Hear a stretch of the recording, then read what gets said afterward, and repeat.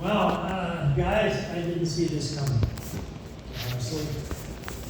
Three of us left, I don't know, 6 months ago, whatever it was, back in April.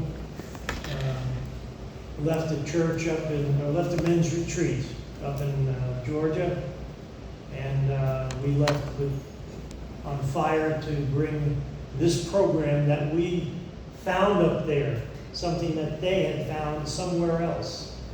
And that transformed their church, transformed the men in it, transformed the families in it.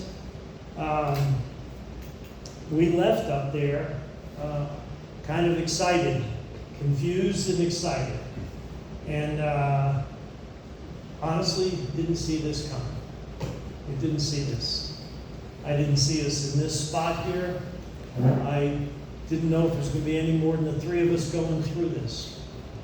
So I didn't know how Pastor was going to receive this.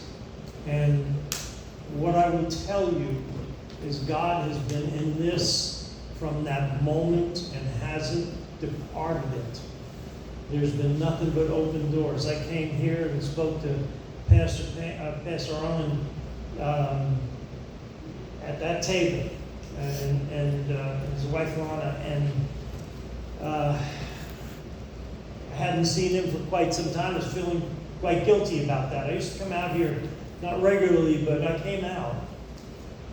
So I came out on a mission, and I felt a little bit embarrassed by that in a sense, because I hadn't come out here and now I'm coming out, but I'm looking for something. And this is the first place I thought of for this. It's interesting. But so I do have a little history out here, not much, but I've been out here before. And without reservation, without delay, Pastor Arlen opened this up immediately, prayed for this group that day, and now here we are. And you guys have already come. So now that's the nice part of what I'm going to say. Let me see, where's my notes? Here we go. All right, so this weekend you're going to hear a lot of what you already heard when we sat down with you and talked to you about this, but this is just going to put it all together, and then we go out of here on fire and we make this thing happen, right? It's just my heart talking to you, because this is not a position I figured I'd be in. It is no accident that any one person in here is in this room today. There's no accident. You all received this. You all saw something in this and felt led to do this.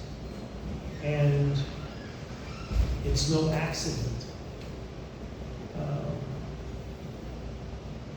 So, where are we going? I guess the part I want to tell you about, and I'll shorten mine up as much as I can.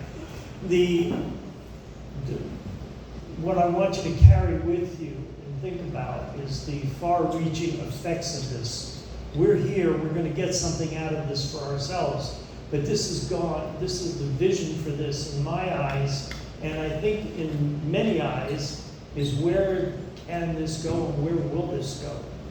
So we're spearheading off of something that we don't know exactly how we're doing this. We got some good coaching going on, and they've been great up there talking to us on the phone and helping us get this organized.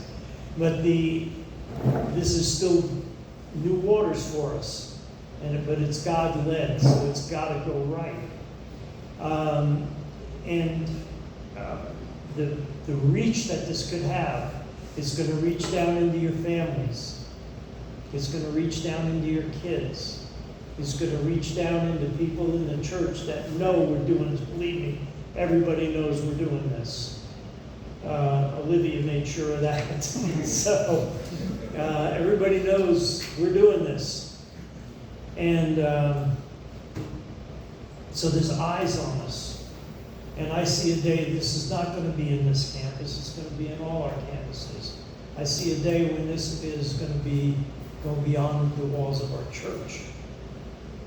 So while you're here and you're seeing the mess up that we make out of this, understand you're the pioneers for this program.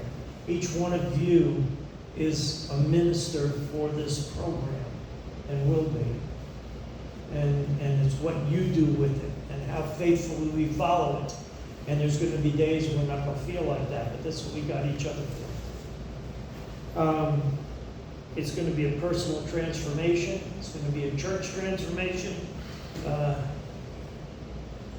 It may transform some people that haven't even seen the gospel yet.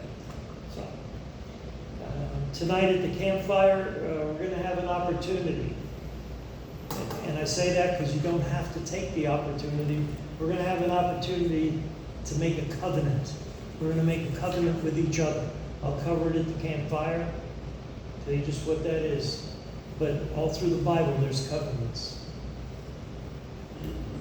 It's a good thing. Can be, if you keep it. But we're going to have an opportunity to make covenant with each other. I'll read that to you tonight, just what that covenant is. And hang on every word. Pastor spurred it before. I think I read it to you. If not, I'll be reading it again anyway. Another thing that I would like to make sure I cover, because they told me up there when I talked to them up at River Rocks, they said, make sure you let your guys know that the enemy will be on the attack. So we're going into something that's a year long, guys. Expect the attack. Understand, we're doing a good thing. He probably doesn't like that. So we're going to be attacked. So that is where we come into each other again, the accountability, the connection that we keep. We're going to be a band of salty brothers is what we're going to be. And that's what the idea is. I don't know what else to tell you in my little section. I got the easy section. And that was just, I wish you could look down into me and see how strong I feel about this for you. Because I've seen it. I guess that's the last thing I can say about it. Even though it's new to us, I've seen this in another church. Transform a church. Transform the men in it. And it's incredible. And you'll get a chance to see that 6 months from now, perhaps. We'll talk about that down the road. But this works, but it doesn't work without effort. And I trust that every one of you guys in here, I know, is capable of that. I know it.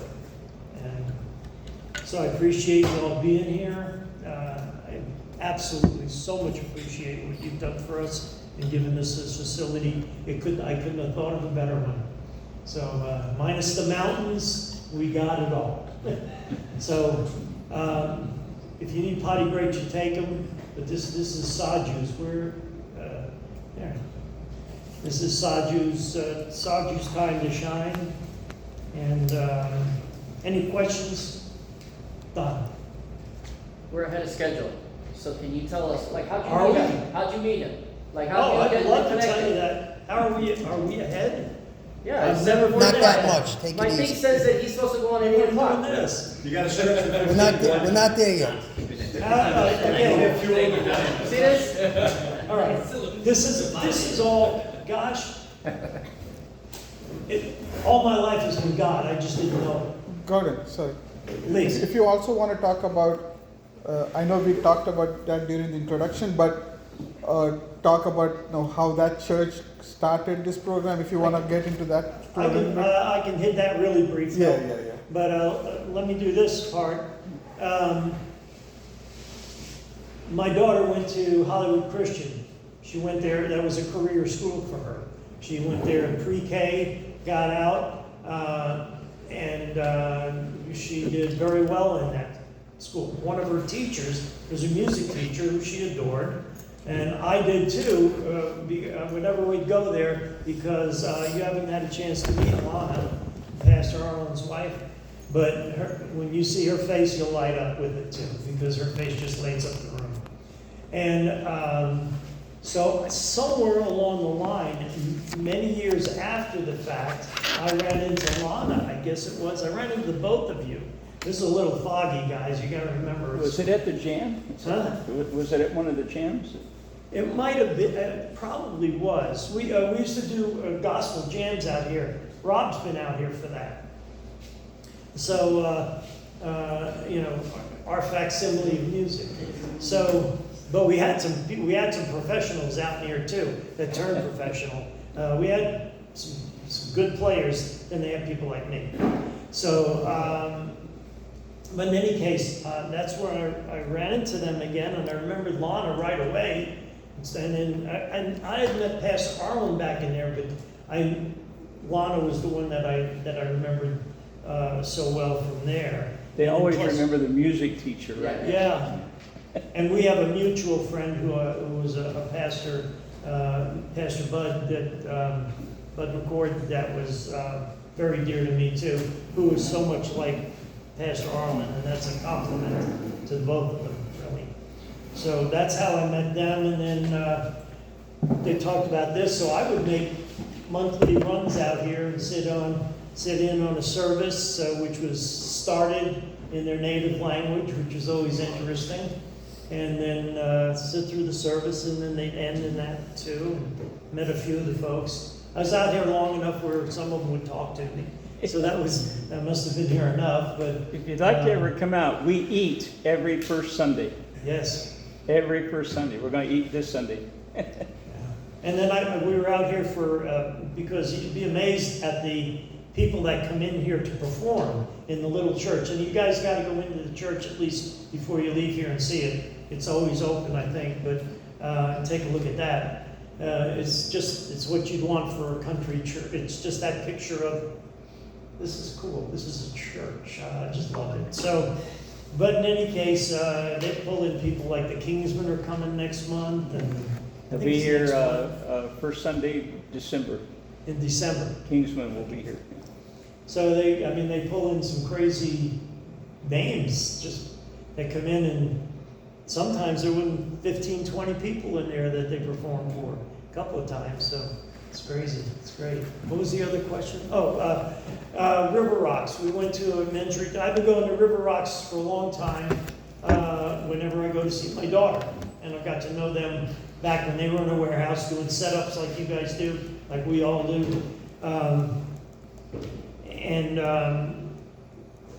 That pastor there was pretty much burned out because he had great guys in the church, but he had no leadership team yet, which is another thing I can hit on just a touch.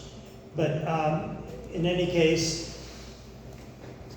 I watched that church grow. I watched them when they got into their own building, which is tremendous for them. I'm sure will be for us when that happens. And I watched it grow. But the last retreat, I know some of you guys were actually signed in for a retreat, and then the hurricane wiped us out. And Gary's been up there for the retreat. Rob's been up for the retreat.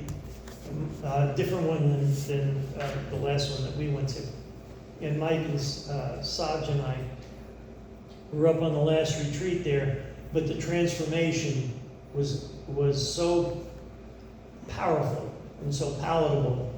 And all the guys that were sitting in this overhang, there was 80 some odd people sitting there, and just a few of them that were not part of that actual church.